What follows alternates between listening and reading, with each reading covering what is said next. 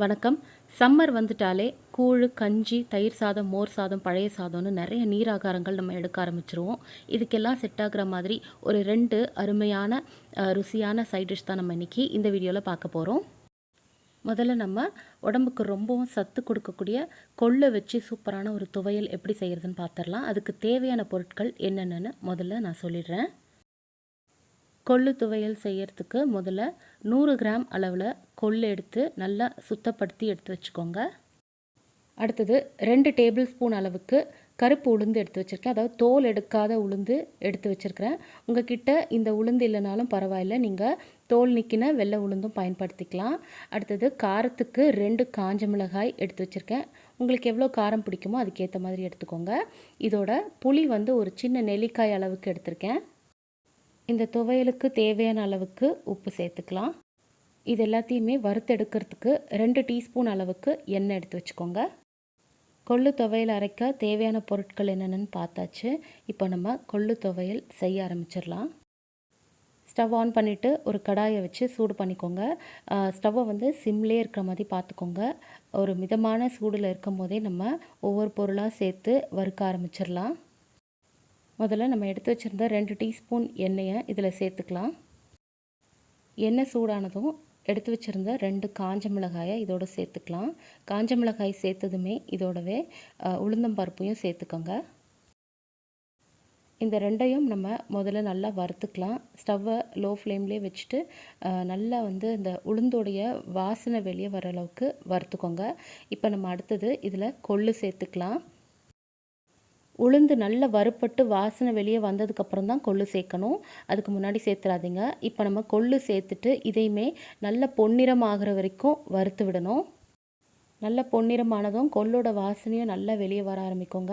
இந்த ஸ்டேஜ் வந்ததுமே இதில் நம்ம அடுத்தது எடுத்து வச்சுருந்த புளியை கையாலேயே நல்லா பிச்சு பிச்சு இதில் போட்டு சேர்த்துக்கோங்க.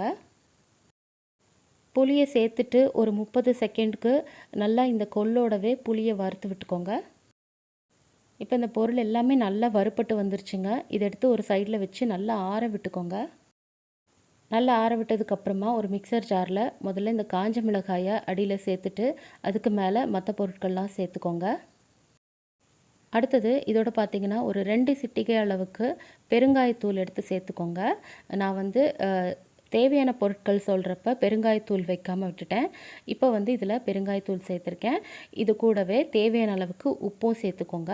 முதல்ல நம்ம இதில் தண்ணி எதுவுமே விடாமல் ட்ரையாக ஒரு பவுடராக இந்த மாதிரி அரைச்சிக்கணும்.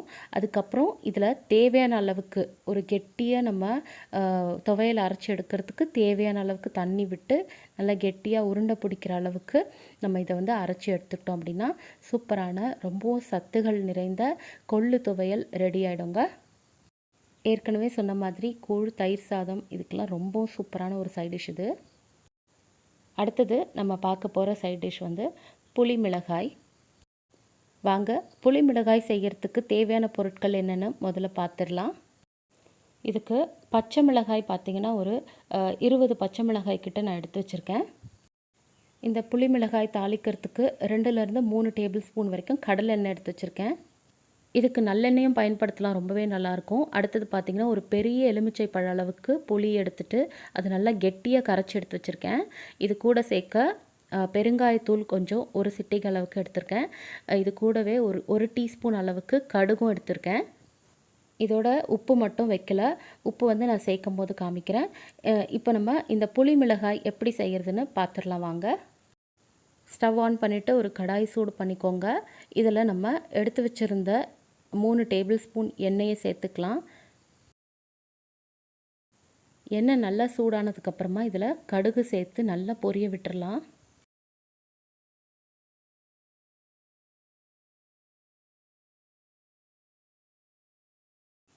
கடுகு நல்லா பொரிஞ்சு வந்துருச்சு. இப்போ இதில் பெருங்காயத்தூள் சேர்த்துக்கலாம்.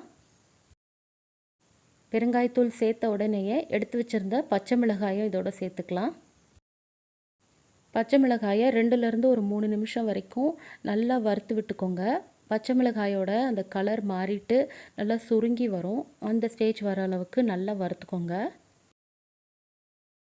இப்போ பார்த்தீங்கன்னா தெரியும், பச்சை மிளகாயோட கலர் மாறிடுச்சு, நல்லா சுருங்கிருச்சு. இப்போ இதில் நம்ம கரைச்சி வச்சுருந்த அந்த திக்கான புளியை சேர்த்துடலாம்.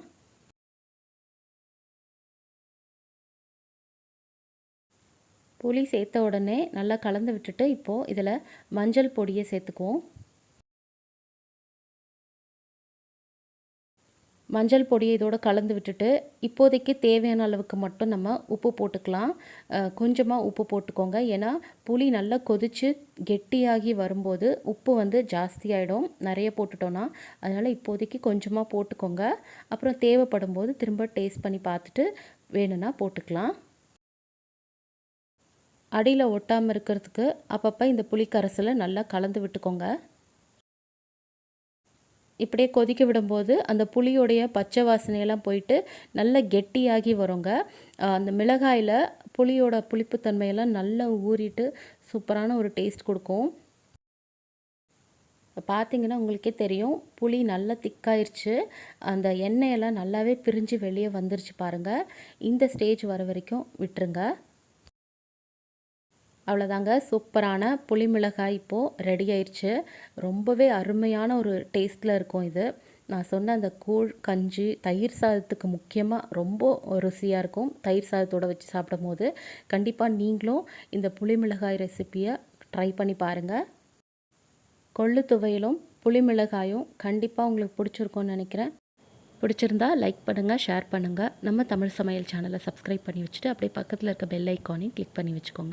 நன்றி.